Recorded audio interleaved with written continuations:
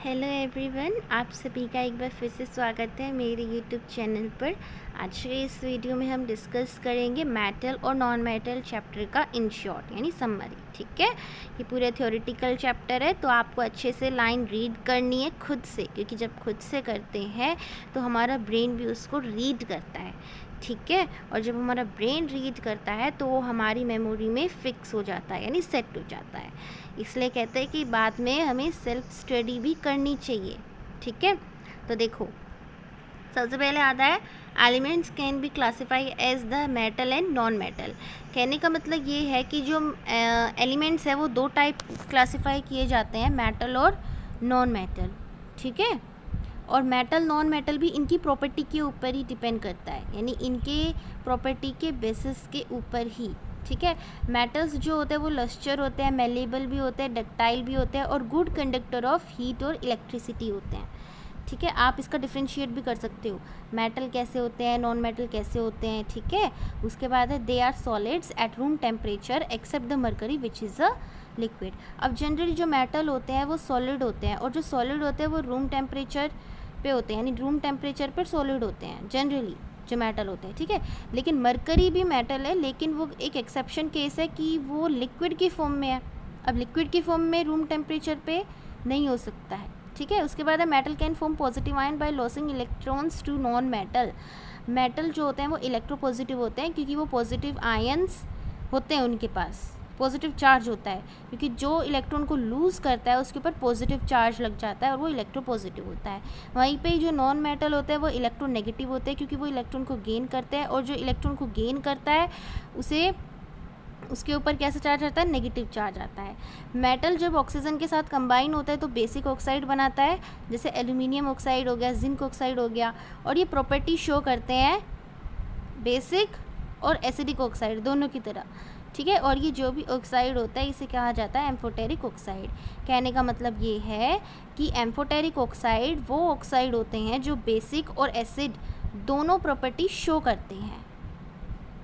ठीक है, जैसे यहाँ पे एल्यूमिनियम ऑक्साइड है, जिंक ऑक्साइड है, सारे मेटल एम्फोटेरिक ऑक्साइड शो नहीं करेंगे। यहाँ पर एक इम्पोर्टेंट पॉइंट है कि सारे मेटल ऑक्सीजन के साथ जब कंबाइन होते हैं तो ज़रूरी नहीं है कि एम्फोटेरिक ऑक्साइड शो करें, क्योंकि जब मेटल ऑक्सीजन के साथ कंबाइन होते हैं तो जनरली बेसिक ऑक्साइड होते हैं, लेकिन कुछ ऐसे एक्सेप्शन केस हैं जो ऑक्सीजन के साथ कंबाइन होकर एम्फोटेरिक ऑक्साइड बना लेते हैं, यानी वो दोनों प्रॉपर्टी शो करते हैं, एसिड भी और बेस भी, जैसे एल्यूमिनियम ऑक्साइड और जिंक ऑक्साइड है।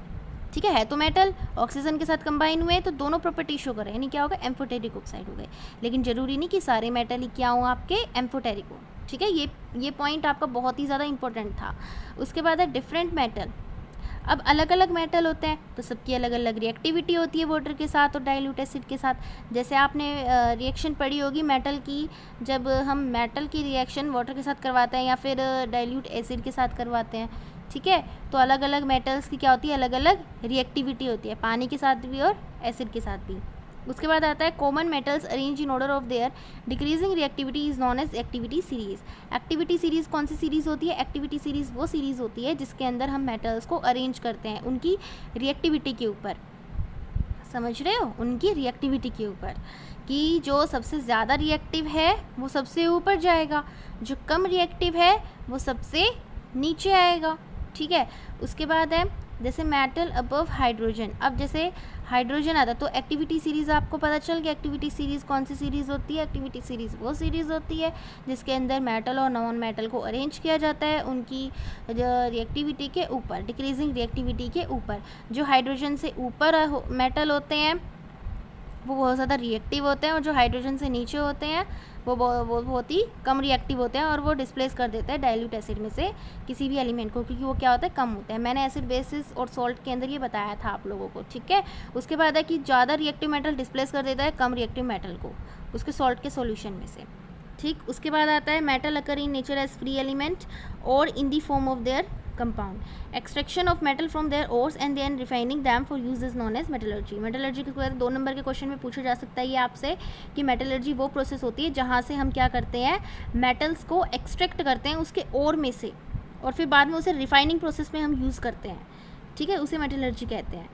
फिर उसके बाद है कि अलॉय कैसा है। अलॉय एक होमोजीनियस मिक्सचर होता है। होमोजीनियस मिक्सचर वो मिक्सचर होता है जिसके अंदर 2 या 2 से ज़्यादा मेटल और नॉन मेटल का क्या होता है, मिक्सचर होता है, उसे हम क्या कहते हैं, अलॉय कहते हैं। ठीक है। उसके बाद आता है सरफेस ऑफ सम मेटल। जैसे अब देखो कुछ मेटल का जो सरफेस होता है, जैसे आयरन हो गया तो वो कोरोड हो जाता है, जैसे कहते हैं ना आयरन पे जंग लग जाना, तो वही चीज़ है एक्सपोज टू द मॉइस्चर। क्योंकि वो क्या होता है कि जैसे मान लो कोई लोहा है, कोई आयरन है, तो वो लंबे समय तक रखा रहता है। ठीक है। तो मॉइस्ट एयर के अटैक में, एक्सपोज में आने से क्या हो जाता है, कोरोड हो जाता है। इसी फिनोमिना को क्या कहते हैं, कोरोजन कहते हैं। अब कुछ नॉन मेटल की प्रॉपर्टी मेटल से बिल्कुल अपोजिट है। ठीक है। जिसे हम, जैसे मेलेबल नहीं है, डक्टाइल नहीं है, बैड कंडक्टर है हीट और इलेक्ट्रिसिटी का, ग्रेफाइट को छोड़कर, क्योंकि ग्रेफाइट क्या करता है, इलेक्ट्रिसिटी को कंडक्ट करवाता है। तो यहाँ पर मरकरी का एक एक्सेप्शन देखा, यहाँ पर ग्रेफाइट का एक एक्सेप्शन देखा। ये बहुत ज़्यादा इंपॉर्टेंट था आपके लिए। ठीक है। कहा जाता है कि non metal from negatively charge ions has been gaining electrons when the reacting metal. Non metal from oxide which are either acidic or the neutral. जो नॉन मेटल के ऑक्साइड होते हैं, क्या तो वो एसिडिक भी हो सकते हैं और न्यूट्रल भी हो सकते हैं, लेकिन बेसिक नहीं हो सकते। ठीक है। उसके बाद है non metal do not displace hydrogen from the dilute acid, they react with hydrogen to form the hydrides. Non metal जो होते हैं वो हाइड्रोजन को डिस्प्लेस नहीं करते हैं डाइल्यूट एसिड में से, और रिएक्ट करते हैं hydrogen to form the hydrate. अब देखो कोई भी रिएक्ट करेगा, अगर कोई हाइड्रोजन से रिएक्ट करेगा तो वो हाइड्रेट की फॉर्मेशन तो उसकी बनेगी। ठीक है। अगली बात हम यहाँ पे करते हैं एक्सरसाइज के ऊपर। एनसीईआरटी की एक्सरसाइज देखो, विच of the following pairs will give displacement reaction. तो आपका डी ऑप्शन करेक्ट है, AgNO3 solution in copper metal. AgNO3 का सॉल्यूशन लिया, साथ में इसकी रिएक्शन हमने कॉपर के साथ करवाई, तो यहाँ से क्या हो जाएगा, डिस्प्लेस हो जाएगा। तो इसमें आपको बताना था कि डिस्प्लेसमेंट रिएक्शन कौन सी है। ठीक है। AgNO3 प्लस में Cu, तो क्या होगा यहाँ से। अब जैसे अगला है, which of the following method is suitable for preventing an iron frying pan from the rusting. तो इसका सी ऑप्शन है, applying a coating of zinc. फिर थर्ड है, जैसे an element react with oxygen to give a compound with a high melting point, the compound is also soluble in water, the element is likely to be calcium. उसके बाद है, food cans are coated with tin and not with zinc because the zinc is more reactive than the tin. क्योंकि क्या है, zinc बहुत ही ज़्यादा reactive है then the tin से। ठीक है। तो आज के लिए इतना ही, बाकी बने रहिए, जुड़े रहिए इस चैनल से। वीडियो अच्छी लगी हो तो लाइक शेयर सब्सक्राइब करना मत भूलना। तो अगले चैनल में फिर से मिलेंगे, अगली वीडियो में, अगले लेक्चर में मिलेंगे। ठीक है। तो फिर अच्छे तरीके से तैयारी करना। तब तक के लिए आपका बहुत बहुत शुक्रिया।